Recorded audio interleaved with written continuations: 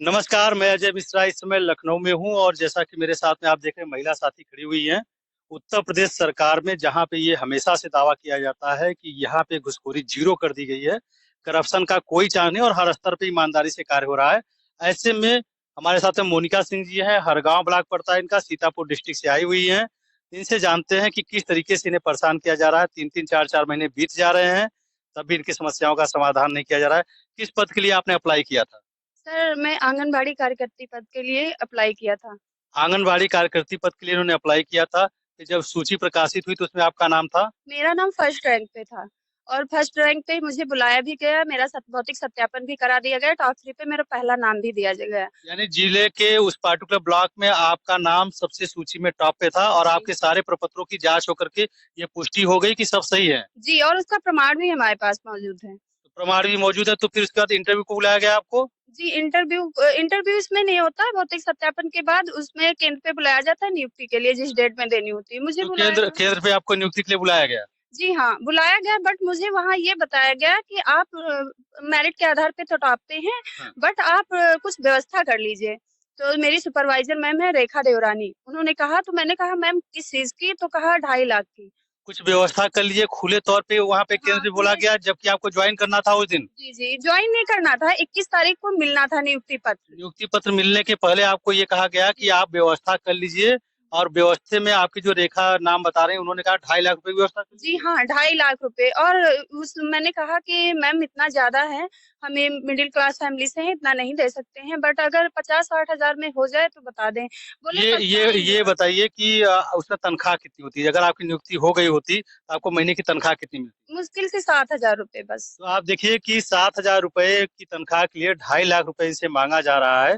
ये कितना कितना किसी के लिए मतलब दर्द भरा हो सकता है कि ये यंग है, युवा है, बार-बार सपोर्ट कर रही सरकार को और अच्छी सरकार में इनका विश्वास है। और क्या कहना चाहेंगे मुख्यमंत्री जी से? मैं मुख्यमंत्री जी से यही कहना चाह रही हूँ कि आपने ज़ीरो टॉलरेंस की बात की, फिर इतना बड़ा भ्रष्टाचार जो हमारे यहाँ हो रहा है, उन भ्रष्टाचारियों पे सख्त कार्रवाई की जाए और जो पात्र हैं उन्हें ही चयनित किया जाए, ना कि अपात्रों को। तो जो आपसे 2.5 लाख रुपए की माँग की गई तो आपने असहमता ज़ाहिर कर दी कि मैं नहीं दे पाऊँगी, उसके जी। बाद क्या हुआ? उसके बाद उन्होंने रुचिता का सेकंड नंबर पे थी, तो रुचिता का पैसे लेकर कर दिया। और बाद में जब मैंने उसमें बहुत विरोध किया तो उन्होंने बताया ये बीपीएल हैं, और जबकि उनके सारे हम साक्ष्य लगा चुके हैं कि वो बीपीएल नहीं, उनके पास 5 बीघे जमीन है, पक्का मकान पर्सनल एक अलग है, एक में उनका भाई रहता है, तो दोनों। बीपीएल की कैटेगरी में उन्होंने पैसे लेकर के कर दिया और एक योग्य अभ्यर्थी को उस पद से वंचित कर दिया जिसकी उसको वास्तव में जरूरत थी।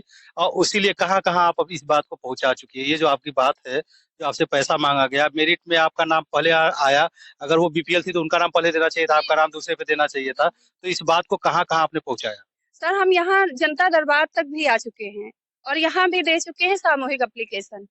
तो मान क्या लीजिए क्या कि ये उनके क्या पास ये माना जाए कि मुख्यमंत्री की संज्ञान में नहीं है या संज्ञान में होने के बाद कार्रवाई नहीं हो रही है? माननीय तो मिले नहीं थे, तो अब ये क्या कह सकते हैं कि वो समझ पाए हैं, उनके अधिकारियों द्वारा उन्हें बताया गया, दिखाया गया या नहीं दिखाया गया, इसके बारे में तो कुछ नहीं कह सकते हैं। बस इतना पता है, हम जनता दर्शन में भी गए। और सबसे बड़ी बात, इसकी जो कैबिनेट मंत्री हैं बेबी रानी मौर्य, बाल विकास पुष्टाहार विभाग की ही हैं, उनके यहाँ जब हम लोग पहुँचे थे तो उन्होंने इतनी तैस में आके कहा था ऐसा नहीं हो सकता है, और इस बात को मानने के लिए तैयार नहीं थी। वो कहती थी कि 1 और 2 का होता तो मान लेते, ये 40-50 महिलाओं के साथ ऐसा नहीं हो सकता है। हम लोग ने कहा मैम कैसे आप चैलेंज से कह सकती? उन्होंने कहा देखो अभी हम डीपीओ को फ़ोन करके लिस्ट मँगा रहे हैं। वो लिस्ट आज वो 10 मिनट में लिस्ट मँगाई जा रही थी, जो कि आज तक नहीं आई है। यानी कि आप देखिए कि इस विभाग के मंत्री भी अपने विभाग के लोगों को सपोर्ट कर रहे हैं। कम से कम इतना ज़रूर किया जा सकता था कि एक स्पष्ट जाँच हो सकती थी, एक कमेटी बैठाई जा सकती थी, जो एक महिला नहीं, कितनी महिलाएँ हैं कुल इससे पीड़िता हैं? कम से कम 60-70 महिलाएँ लगी हैं तो इसमें। 70 महिलाओं की ऐसे 565 पदों पे ये भर्ती हुई है ना, तो उसमें सब तो नहीं, लेकिन 60, 65, 70 लिस्ट बढ़ती ही जाती है, कम नहीं होती। जिसको भी, जैसे हम लोगों ने बहुत धरने किए हैं सीतापुर में, आमरण अनशन, भूख हड़ताल तक किया है, उसमें 3 आवेदिकाएँ बहुत सीरियस भी हुई, जिसमें हम भी शामिल थे। और हमारे जो नेतृत्वकर्ता हैं पुष्पेंद्र प्रताप सिंह, वो हम लोग का नेतृत्व कर रहे हैं। उनको बहुत फँसाया जा रहा है फर्जीवाड़े में। उनपे उनके यहाँ धर्म कांटा लगा था, जो उन्होंने मतलब किराए पे दे रखा था, वहाँ छापामारी हुई। हम लोग पैदल यात्रा कर रहे थे मुख्यमंत्री आवास के लिए, तो हम लोगों को रास्ते में ही रोक लिया गया कोतवाल द्वारा, और यहाँ तक आने नहीं दिया। और सबसे दुर्भाग्यपूर्ण बात ये है कि हमारी राज्यपाल महोदया जी आ रही थी हमारे डिस्ट्रिक्ट सीतापुर में, तो हम लोगों ने चाहा कि हम लोग एक बार मिलकर उनसे अपनी बात रख सकते हैं, तो हम लोग को घर में पुलिस लगवा दी गई हमारे एक प्रशासन के तरीके द्वारा। से आपको हाउस अरेस्ट कर दिया गया। जी, जी, हमको नज़रबंद किया गया, हमको और हमारे पुष्पेंद्र भैया को, जो नेतृत्व करता हैं, और कई आवेदिकाओं के घर में लगाई गई। बाकी सबको फ़ोन से सूचना मिली कि आप कहीं जाएँगी नहीं। मैंने पूछा कि सर ये क्या है? तो बोले आपकी सेफ्टी। मैंने कहा मुझे कौन-सी सेफ्टी की ज़रूरत है? तो बोला आप कहीं जा नहीं सकती हैं। हमने कहा किस लिए नहीं जा सकते हैं? तो बोले आप पे मुकदमा दायर हो जाएगा। हमने कहा किस चीज़ का दायर होगा? तो कहा अब ये आप जाके ही पता होगा कि कौन-सा मुकदमा दायर होगा। तो यही सोच रहे हैं, सरकार से ये जानना चाहते हैं कि ये क्या उचित है हम लोगों के लिए? और अगर इसमें भ्रष्टाचार नहीं तो हम लोगों को क्यों कैद करके रखा गया?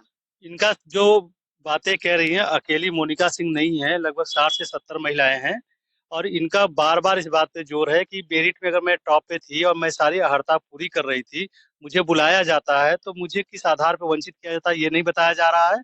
दूसरा, किस जिसको सिलेक्ट किया जाता है, उसको किस आधार पे सिलेक्ट किया गया, जो इनसे योग्यता में नीचे थी, उसको नहीं बताया गया। जो प्रयास ये कर रही है, तो इन्हें दबाने, कुचलने का प्रयास शासन प्रशासन द्वारा किया जा रहा है। मंत्री इस बात को नहीं मान रहे हैं और ऐसा प्रतीत हो रहा है इनकी बातों से, जो इन्होंने विवरण बताया है, कि कहीं न कहीं बड़ी शक्तियाँ इसके पीछे लगी हुई है, जो ये चाहती हैं कि इस तरह की महिलाओं का कार्य ना हो, जो पैसा दे उन्हीं का कार्य हो। मुख्यमंत्री से आप क्या कहना चाहती हैं उन 40, 50, 60 महिलाओं के बिहाफ़ पे? माननीय मुख्यमंत्री से क्या कहना चाहती हैं?